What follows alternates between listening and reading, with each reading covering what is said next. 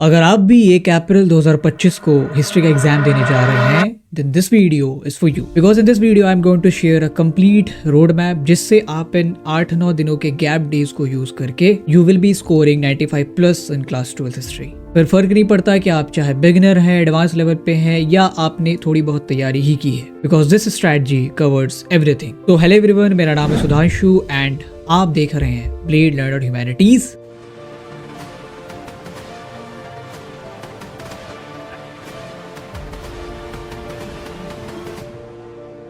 Basically इस video में मैं बात करूंगा 3 चीज़ों के ऊपर। सबसे पहले हम बात करेंगे कि आखिर क्या क्या चीज़ें रिक्वायर्ड है to score good marks in class 12 history. Then we will talk about कि जो चीज़ें हमें करनी है उसको कैसे एग्जीक्यूट करेंगे, what should be the daily routine be like. And lastly we are going to talk about our day wise strategy कि हमारा जो ये 8-9 दिनों का गैप हमें मिला है, आई एम अज्यूमिंग कि आप 23 तारीख से ही प्रिपरेशन शुरू कर रहे हैं, कब तक हमें सिलेबस कंप्लीट कर लेना चाहिए, कब तक हमें सैम्पल पेपर लगाना चाहिए, because you need to have a day wise plan ताकि आप उस हिसाब से एग्जीक्यूट कर सके। So now without any further delay let's get started with what to do, क्या क्या करना है अगर हमें अच्छा स्कोर करना है। तो सबसे पहले, चाहे आपने कुछ भी नहीं पढ़ा है, चाहे आपने सब कुछ पढ़ लिया है, you have to do this. आपको इंपॉर्टेंट टॉपिक्स करने पड़ेंगे। आपने कुछ भी नहीं पढ़ा तब तो ये आपके लिए रामबाण। इंपॉर्टेंट टॉपिक्स के ऊपर मैंने वीडियो बना दी है। इंपॉर्टेंट टॉपिक्स से ही ज्यादातर सवाल आते हैं, चाहे वो एमसीक्यूज हो, लॉन्ग आंसर क्वेश्चन हो, इवन सोर्सेज भी जो है वो इन्हीं टॉपिक्स के आसपास के होते हैं। अगर आपने इंपॉर्टेंट टॉपिक को कर लिया, फायदा ये है कुछ भी नहीं पढ़ा है तो आप पास हो जाएंगे। 40-45 नंबर का जुगाड़ तो यहीं से हो जाएगा। और अगर पढ़ा हुआ है then this is very important to revise,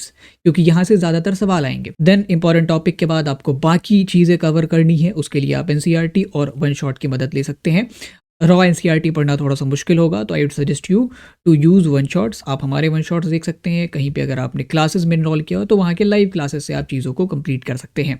third thing, अब आपने सिलेबस कर लिया है then you need to do some important questions as well, जो कि यूजुअली इन्हीं टॉपिक से होते हैं। और ये जो क्वेश्चंस हैं these are important because they have been frequently asked. तो मैंने हर चैप्टर के ऊपर इंपॉर्टेंट क्वेश्चन की वीडियो पिछले साल ही बनाई थी, इस साल भी रिलीज करूंगा, तो ये आपके लिए करना काफ़ी ज़रूरी है। बहरहाल अगर आपको अभी इसकी पीडीएफ चाहिए, गो डाउनलोड आवर ऐप। वहाँ पे आप फ्री मटेरियल सेक्शन में जाके जितनी भी चैप्टर वाइज इंपॉर्टेंट क्वेश्चंस हैं उनको अवेल कर सकते हैं, उनकी प्रैक्टिस कर सकते हैं, एटलीस्ट देख सकते हैं कि कैसे आपने उसमें आंसर्स लिखने हैं। Then the next thing, MCQs. देखो, अगर आपने ये सब कर लिया है then you are likely to score 80 number में से 60-65 का जुगाड़ हो गया है। अब जो बचे हुए 15-18 नंबर हैं उनके लिए माइन्यूट प्रिपरेशन ज़रूरी होता है। एमसीक्यूज आते तो इन्हीं टॉपिक्स में से हैं, उन्हीं चैप्टर्स में से आएंगे जो आपने पढ़ा है, but you need to be precise. आपको वहाँ पे एक्यूरेट होना पड़ता है and for that you need to have a good practice. तो इसीलिए एमसीक्यूज की प्रैक्टिस भी करनी ज़रूरी है। We have free test available on our app और उसके अलावा मैं आपको एमसीक्यू सेशंस भी प्रोवाइड करवाऊंगा वाया यूट्यूब। देन दिस, ये जो मॉन्स्टर है इसने काफ़ी परेशान किया है इस सीज़न के बच्चों को। Competency based question. दरअसल ये जो कॉम्पिटेंसी बेस्ड क्वेश्चन है they are closely connected to the source. CBSE ने क्या किया है, सोर्सेज डाल दिए हैं और पहले क्या करते थे, सोर्सेज में से डायरेक्ट सवाल पूछा करते थे, या इनडायरेक्ट भी अगर पूछते थे तो चैप्टर का होता था। अब सोर्सेज में इन्होंने क्या किया है, कॉम्पिटेंसी बेस्ड क्वेश्चन डाल दिया है कि भैया सोर्स को पढ़ के उसको एनालाइज करो और उसके आधार पे ऐसे सवाल बनाते हैं जो आप केवल सोच के ही जवाब दे सकते हैं, जिसका कोई फैक्चुअल आंसर आपकी किताब में मौजूद नहीं है। तो इसके लिए भी प्रॉपर प्रैक्टिस और आपकी ट्रेनिंग होनी ज़रूरी है। तो फॉर दैट इसके ऊपर भी मैं वीडियो बनाऊंगा। And moreover you need to have a good understanding of sources as well. तो इसके ऊपर भी वीडियो आएगी, क्योंकि ये जो है ना सोर्सेज 2 तरीक़ों से इंपॉर्टेंट है। एक तो पूरा 4 नंबर का सवाल आता है सोर्स में से, देन सोर्स में से बहुत सारे एमसीक्यूज भी बनते हैं, तो that makes them more important even. Then you have to have good practice of image, क्योंकि 1-2 इमेज के सवाल आते हैं। मोर ओवर आपको असर्शन रीजन की भी प्रैक्टिस करनी पड़ेगी। एक कैटेगरी है जो बच्चों को काफ़ी परेशान करता है, अरेंजमेंट बेस्ड क्वेश्चन। इसमें जो बच्चे डेट्स में, टाइमलाइन में कंफ्यूज होते हैं वो ये सवाल नहीं कर पाते हैं। आई विल मेक श्योर कि इसके ऊपर भी मैं कंप्लीट सेशन लूँ विद द पीडीएफ, ताकि आपकी इन टाइप के सवालों की प्रैक्टिस अच्छे से हो जाए। तो these are the things that you need to do. Important topics, NCERT one shot, important questions, MCQs and then all the miscellaneous stuffs, जिसमें सोर्सेज, इमेजेस, डेट्स आ गए, अरेंजमेंट बेस्ड क्वेश्चन आ गया, असर्शन रीजन आ गया। अब हम ये देखते हैं कि आखिर हमें करना कैसे है। अब यहाँ पे मैं 2 सिनेरियो लूँगा। एक सिनेरियो वो है जिसमें 22 तारीख को आपका पोल साइज खत्म हुआ है और सीधे आप जो है हिस्ट्री का पेपर दे रहे हैं। दूसरा सिनेरियो ये है कि आपका बीच में कोई एग्जाम है, फर्ज करते हैं सोशियोलॉजी का एग्जाम है। वैसे कुछ बच्चों ने एक्सेप्शनली मुझे मैसेज किया कि सर मेरा बीच में बायो का भी एग्जाम है, तो उस केस में भी आप इस स्ट्रैटेजी को यूज़ कर सकते हैं। तो सिनेरियो 1 में देखते हैं, अगर हमारा बीच में कोई भी एग्जाम नहीं है, सीधे हम हिस्ट्री का एग्जाम देने जा रहे हैं, what should be our strategy. आपको अगेन 3 स्लॉट में पढ़ना है, 3 slots are enough. Morning slot में क्या करना है, you need to cover up the lectures. देखो आपको ना, आपके पास अभी है तकरीबन 8 से 9 दिन, तो उस हिसाब से आपको चैप्टर डिवाइड कर लेने हैं। सबसे पहले आपको वो चैप्टर करना है जो आपने अभी तक नहीं किया है।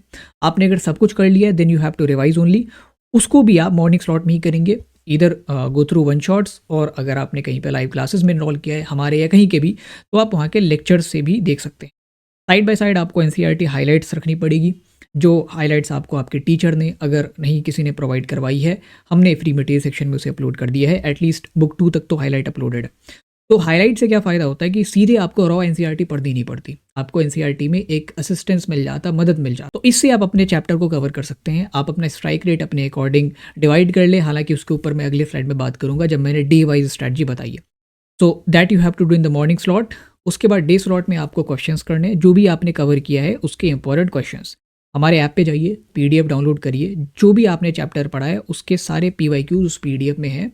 आपको नहीं पता कि कैसे आंसर लिखना है, उस पीडीएफ में से देख के लिख लो, बट लिखो, प्रैक्टिस करो, क्योंकि प्रैक्टिस करोगे आपकी मसल मेमोरी बिल्ड होगी और वहाँ पे जाके आप ऑकवर्ड नहीं फील करेंगे। आपको ऐसा नहीं लगेगा कि भाई ये चीज़ मैंने पढ़ी तो है बट इसको मैं लिख नहीं पा रहा हूँ। उसके बाद आपको सैम्पल पेपर भी लगाना है, ये कब लगाना है उसके ऊपर भी अगले स्लाइड में बात करेंगे।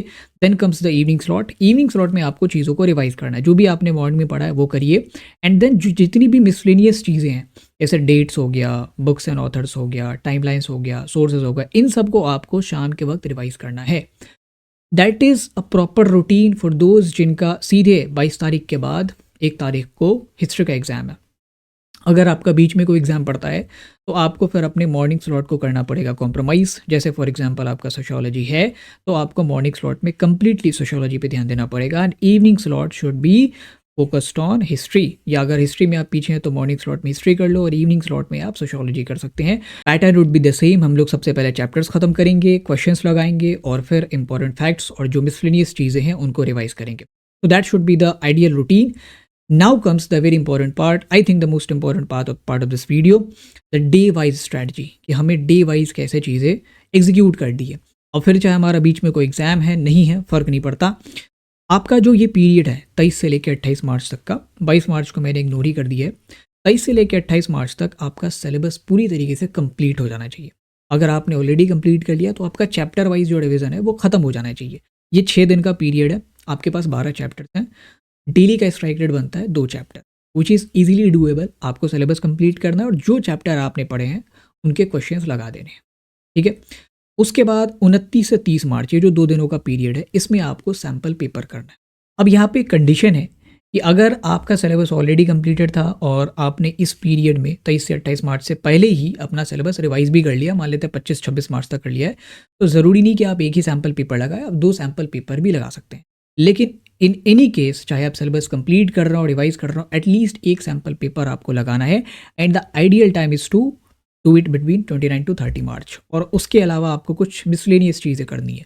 आप एमसीक्यूज़ लगा सकते हैं। एमसीक्यूज़ तो मैं कहूँगा आप डेली लगाओ, थोड़ा सा टाइम निकालो और फ्री टेस्ट देते जाओ। जितने भी सोर्सेज हैं सारों को यूटिलाइज़ कर दो, जो पीडीएफ आपके सामने आती है, बशर्ते वो सवाल जो है वो एनसीईआरटी के अंदर के होने चाहिए। बाहर के सवाल है तो वो हमारे लिए यूजलेस हो जाते हैं। जितनी टाइपोलॉजीज़ के सवाल करेंगे आप, उतना ज़्यादा आपकी जो मसल मेमोरी है वो बिल्ड होगी, उतना ज़्यादा कॉन्फिडेंस आएगा। तो MCQs on the daily basis लगाना है, 29 से 30 मार्च के बीच तो लगाना ही लगाना है, क्योंकि जैसे जैसे नज़दीक आते हैं हम एग्ज़ाम के, तो हमारी जो वो मेमोरी है, जो मसल मेमोरी है, वो और एक्टिवेट होनी चाहिए। और जितने भी मिसलेनियस स्टफ्स हैं, चाहे वो सोर्सेज हो, डेट्स हो, उनको आप इस बीच कवर कर लेंगे आसानी से। हमारी वीडियोस भी इस बीच आ जाएगी, that will help you do that. And आखिरी दिन जो है 31 March, that should be completely reserved for mini revision. इस दौरान आपको कोई क्वेश्चन प्रैक्टिस नहीं करनी है, कोई सैम्पल पेपर, कोई एमसीक्यू नहीं लगाना, क्योंकि ये आखिरी दिन है। अगर आप किसी क्वेश्चन में फंसेंगे, अगर आपने सैम्पल पेपर किया, आपका 2-3 सवाल गलत हो गया, तो ये पूरी तरीके से आपके कॉन्फिडेंस को शैटर कर देगा। आखिरी दिन मैं हमेशा कहता हूँ कि आपको केवल मिनी रिवीजन करनी चाहिए। इसके लिए या तो आप नोट्स का सहारा ले सकते हैं, या आपने किसी के लेक्चर को, किसी के वन शॉट को स्पीड में देखना शुरू कर दिया, या आपने अगर शॉर्ट नोट्स बनाए तो उससे रिवाइज कर सकते हैं, या आपने अगर एनसीईआरटी हाइलाइट्स तैयार किए हैं या कहीं से उपलब्ध करवाए हैं तो उनसे शॉर्ट में चीज़ों को रिवाइज कर सकते हैं। क्योंकि एग्जाम से एक दिन पहले आपका जो कॉन्फिडेंस है वो साथ में आसमान पे होना चाहिए। So you should avoid doing question practice, you should avoid doing sample. अगर कोई क्वेश्चन प्रैक्टिस के सेशंस करवा रहा तो उसको जाके देख लेना बस कि किस हिसाब से चीज़ें वहाँ पे लिखी जा रही है। That should be the ideal day wise strategy for history exam, and I am damn sure कि अगर आपने इसको तल्लीनता से फॉलो कर लिया, you will B scoring 75 plus out of 80 in history. और अगर आपकी तैयारी अच्छी है तो 80 आउट ऑफ 80 भी स्कोर करना कोई बहुत बड़ी बात नहीं है। हिस्ट्री में काफ़ी बच्चे स्कोर करते हैं। तो that's all in this video. Now what's your job is कि आप सबसे पहले इस चैनल को सब्सक्राइब करें अगर आपने अभी तक सब्सक्राइब नहीं किया है तो। And now let me know in the comment box आपका नाम क्या है and how much you want to score in class 12th history, because we believe in you. जो भी आप स्कोर करना चाहते हैं you will be doing this. And stay tuned, Telegram channel join कर लो क्योंकि वहाँ पे सारी वीडियोस की नोटिफिकेशन आएगी। बहुत सारी वीडियोस अभी आने वाली है, सोशल और हिस्ट्री दोनों के साथ में आएगी, तो हो सकता है आपके नोटिफिकेशंस मिस हो जाए। तो go join the Telegram channel, वहाँ पे सारी नोटिफिकेशंस आपको टाइम पे मिलती जाएंगी। All the best for your preparation, we are always with you.